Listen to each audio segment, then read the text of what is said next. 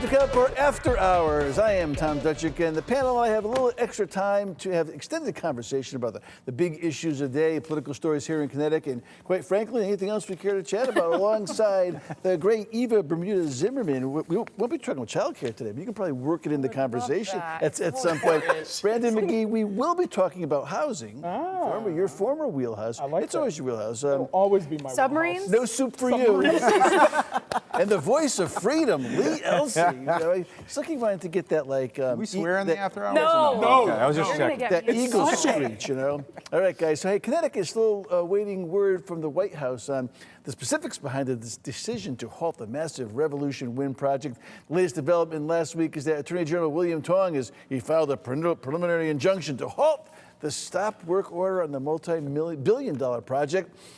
Was that the last line confusing enough, though? The filing lays out the immediate and irreparable harm to the state and asks that the work resume while the case surrounding it proceeds. Here's Governor Lamont's latest issues on that. Thoughts on that issue? I'm an optimist. I think it's just so insane to tear up a contract that was originally negotiated between Orsted and the first Trump administration, getting all those permits. Now we're in the 10-yard line. Makes a big difference. Yeah, guys, this is not the last time we're going to be talking about this one, though. I mean, it is nonsensical that, this is a big effort to kind of get some energy independence here in New England. We talked about pipelines, that those are a little tough to build. These things are in the water already, and making energy. But this is, we've talked about this is what happens when you don't have an overall strategy, right? The governor, if you look at the difference between where Connecticut is and where the state of Massachusetts is under Governor Healy, we are light years behind. So, Governor Healy has had a very broad approach to energy independence and to bringing in resources into Massachusetts, and our governor has had a very narrow approach. And I think we're unfortunately seeing the results of that here. Look, when you're in court making these filings, you're losing. You're not gaining momentum. You're fighting this out on someone else's terms. I think that there needs to be a more comprehensive approach here. This has been so many years in the making. It's extremely disappointing, and the people who lose here are us, the constituents not getting access to affordable energy, especially considering how expensive Eversource and other companies are. I think it's a little absurd that we're here and that we have to be fighting the fight for good ideas and good policy. But why aren't we opening it up in total, right? Why aren't we having a broader conversation about expanding natural gas access and all of those kinds of things that we know are going to lower bills? They're doing it in Massachusetts. And Massachusetts is not exactly an anti-environment state. And I agree with you 1,001%. I think from my perspective is, I'm thinking about those workers who were sent home and they're not receiving a paycheck. Let's get back to the basics. Get these people back to work. Let's make America great again. Listen, I agree with you. I agree with you on this one. It's wasteful to stop this where it is now. Finish the project. 80%? Finish it now. Yeah. But realistically, wind power, solar power, they're historically way more expensive than the others. And Ned wanted to dive all in, and it's cost us a whole bunch of money. When I go to pay my electric bill every month, it's grotesque. He didn't go all in. He sort of went that's true. in. Well, I also stand on the court system should be able to advance the conversation if we can't do it cordially. Look, there's a problem here. Well, look, the state is buying a basketball team. We're buying hospitals. Maybe we can just buy wind. You got to spend money. Why not? Money. That seems to be the solution of the week. The solar batteries are getting much cheaper in creation and development. So the cost of solar, what it was before a decade ago, is not as expensive as it is now. Technology's getting better. Technology's getting faster. It is the way of the future. So doubling down on that is not a bad idea. Upkeep on these turbines, it just doesn't pay for itself. It's a net loser in the end. So it's green and all that goes along with that supposedly, although it's probably killing. And Lee, no commentary on the state pier here. I thought that's kind of sort of the idea of what we're all jumping in on. $300 million in the hole. $300 million in the hole. This is a disaster. That's a boondoggle of all boondoggles. So, but as far as just finishing the current project, finish it. and let's reap whatever we can out of that. But I would seriously take a look at anything else that we decide to dive into. But Eva, to your point, we don't have an all-in strategy, right? We have a very narrow focus of what are the renewables that are acceptable to the state of Connecticut versus what are acceptable to other states in our region. And the governor has not had an all-in strategy, and that is part of the problem. We talked about this ad nauseum. I mean, they've been talking about this since Dempsey, about the cost of, for you guys, he was the governor of the state. Was that a Robert Redford reference? When are we going to solve this?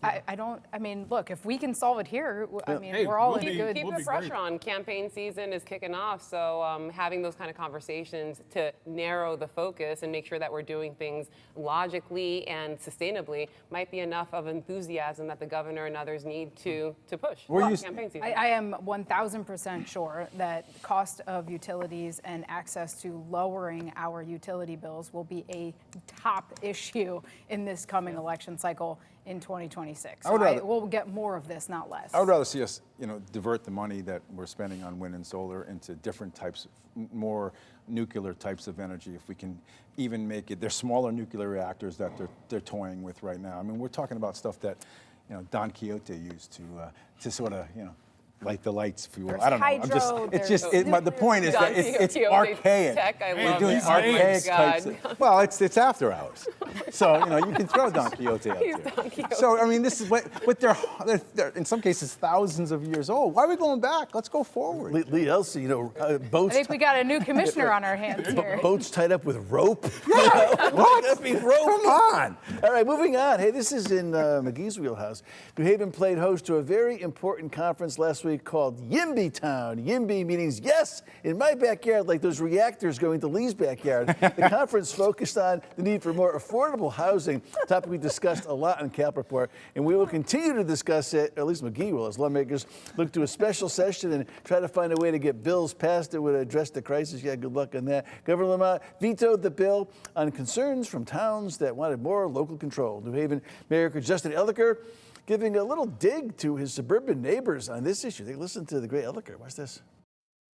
The state actually commissioned a study that says that we need over 100,000 new units in the state in order to meet the demand. And so a lot of our suburban counterparts are really not wanting to build a lot, but we're leaning into this. And you look around the city and there's just construction projects everywhere. Our biggest challenge is how fast we can build, and particularly how much affordable we can build. Because affordable actually costs more to build because we need to subsidize the units just to make the math work for the developers. And so what we'd love to see is a lot more funding come in from the state to help us close that gap so that we can build even more, even faster, that includes a good percentage of affordables so that all of our residents can enjoy these beautiful new apartment buildings.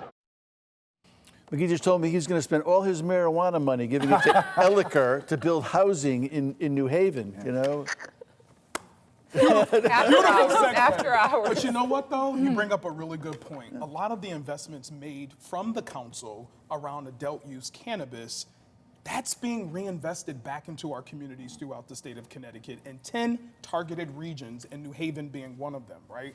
But this idea of building more homes, we need about 110,000 more homes being built here in the state of Connecticut. This is not a suburban, urban thing. This is, we need access to quality housing. Now, it's always been a layered conversation. Not everybody from my neck of the wood want to just jump and move somewhere where the resources aren't available to them. The other side to the conversation is we do need some of these communities that are saying, not in my front yard, don't bring those people here. They need to have access and an opportunity. We need to continue to have these conversations to undo some of the nasty things that have come about over decades before we were even here with respect to housing, affordable housing. And by the way, affordable housing is not what you think it is, right? And it's that's not a the big- just scary brick buildings, although I did grow up in a brick building, Westbrook Village, Hartford, right? But great people. So anyway, I can go on and on. Yes, we know you can. Yes, well, we had a lot of And I time here. will find a way to bring submarines into this I'm because sure. I think one of the issues that you're seeing from Connecticut's employers is they are looking for workforce housing. And that is especially an issue when you're looking at southeastern Connecticut. And to your point, the issue here really is about access to transportation and making sure that people can get from wherever they're living to where they need to go for work. That's right. I think it's wrong, and to your point, I think it's wrong that we're in this situation of the suburbs versus the cities. That's not what it is. I don't know a single town leader at the municipal level who is saying they don't want affordable housing in their community. I don't. Yeah. I think their goal is to do it in a way that works for their community, and there is a difference there, right? I mean, I think that's where you have to give the governor credit for taking that initiative to say, I want to work with towns, not against towns, to do things that work for them. Because if you're living up in Litchfield County, it's hard to find housing that's affordable there. Well, you might as well get childcare into this. Yeah. So if we fix childcare and prioritize childcare, there'll be more money for those families to pay for housing. Look at that. The return on investment is so logical. The cost of childcare is $23,000 a year for one child. That's an infant. That's insane. More than a state university. And that is not in Fairfield County, too, by the way. No. That's like Hartford has the same problem and the same cost level. And if we were able to solve, now with Universal Child Care Endowment, the Universal Child Care Program, to solve those issues of the cost, that exorbitant cost, we'll have a lot more opportunity for families to be able to dish out the cost of housing, which is super expensive. Not to say that we still have to fix housing, but they are tangential. This is a symbiotic relationship on trying to help families. Lee, wrap it up. Two things. I had an extra question for you. One is, if we're net losing people in the state of Connecticut, and I see everywhere I see, there's housing projects going up in my community. Yeah. Why are we so far behind these? I'm serious. I don't have an answer for that. No one's been able to give it to me. Everywhere I look in eastern Connecticut, they're building something, and still everyone keeps telling me that there's no housing. Where is it? I mean, you got to think about supply and demand, right? So we got more people in the state of Connecticut. People who are in need of housing from all over, and we're excited about that. We're excited about that, right? And so this idea of not having access, you still have a number of people who are homeless and transitioning, right? So the conversation is really nuanced, and we're not here just because we're here.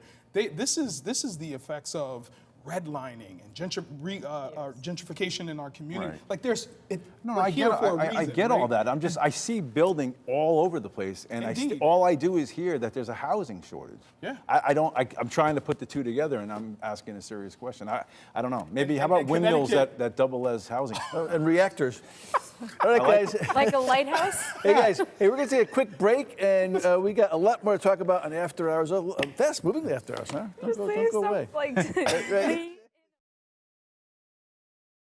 Still a lot to discuss around the killing of conservative activist Charlie Kirk, and the notion that this could have been a turning point in America to band together and condemn and confront political violence appears to have gone out the window like everything else. This has turned into a left versus right issue. Senator Chris Murphy went on X last week to share his thoughts that President Trump is using the Kirk shooting as a pretext to destroy his political opponents and consolidate power. Listen to this.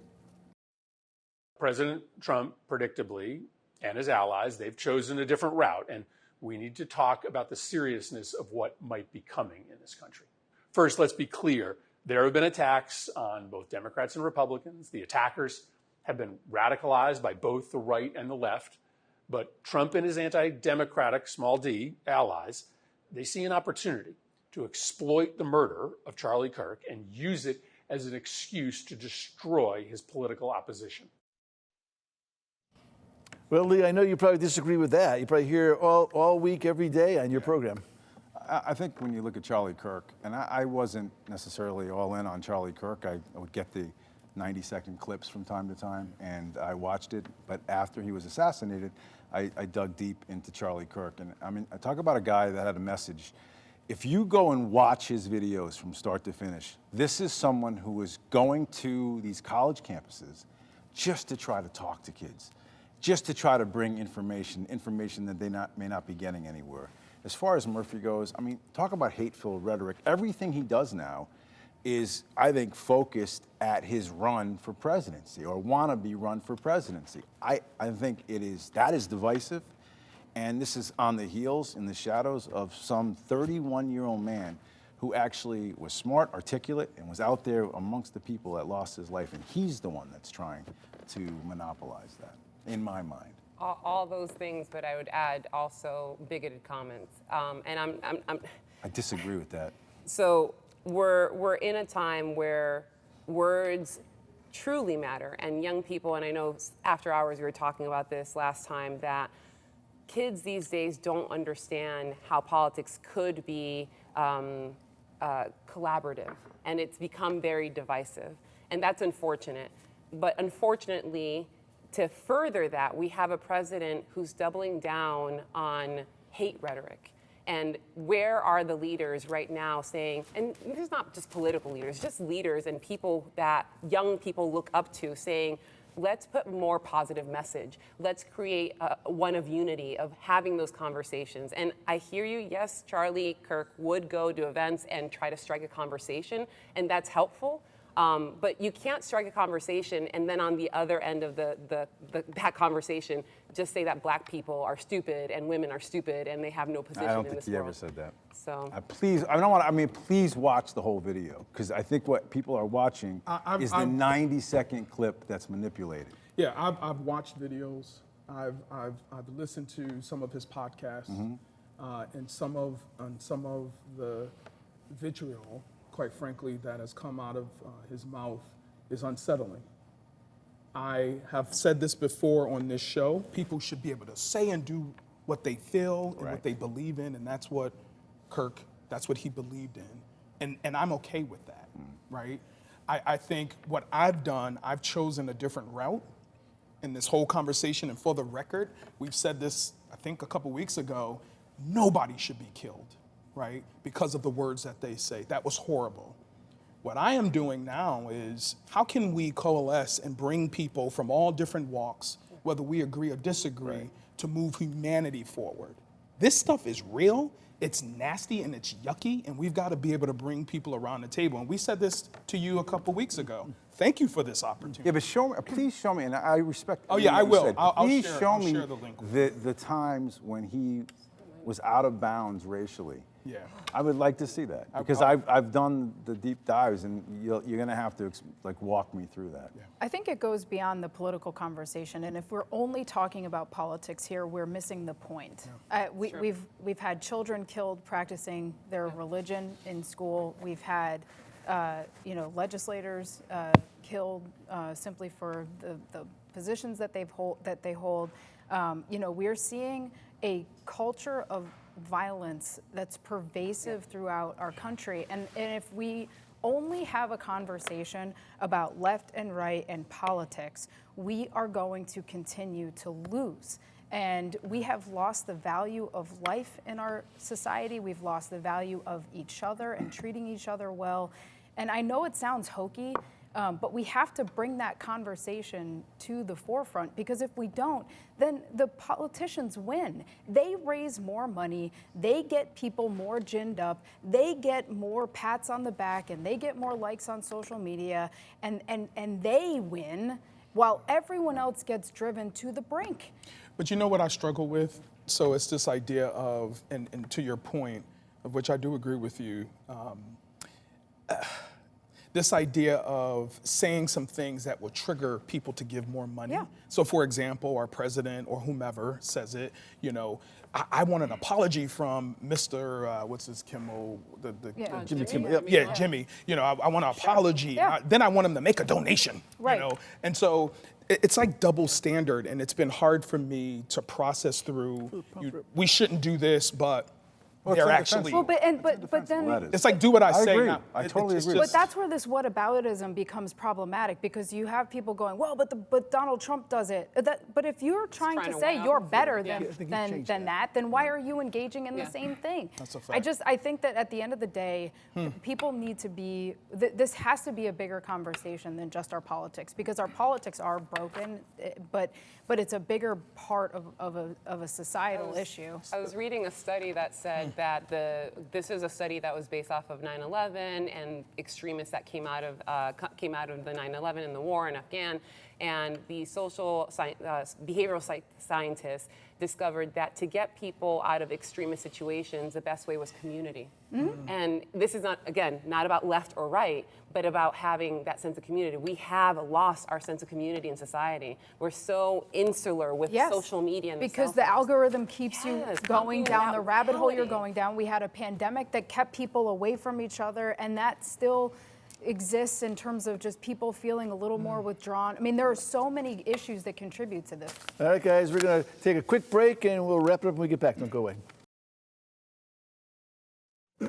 Hey, a lot of other interesting things happening this week, guys. What stands out in your mind? Jimmy Kimmel, Annie Lamont, Johanna Hayes, and late Friday as we tape this, if you're watching it right now, Melissa Gillette from Pura resigns effective October 10th. Lots going on, guys. What is this, What's open mic? It's not Sunday? I thought it was What's Sunday. happening here?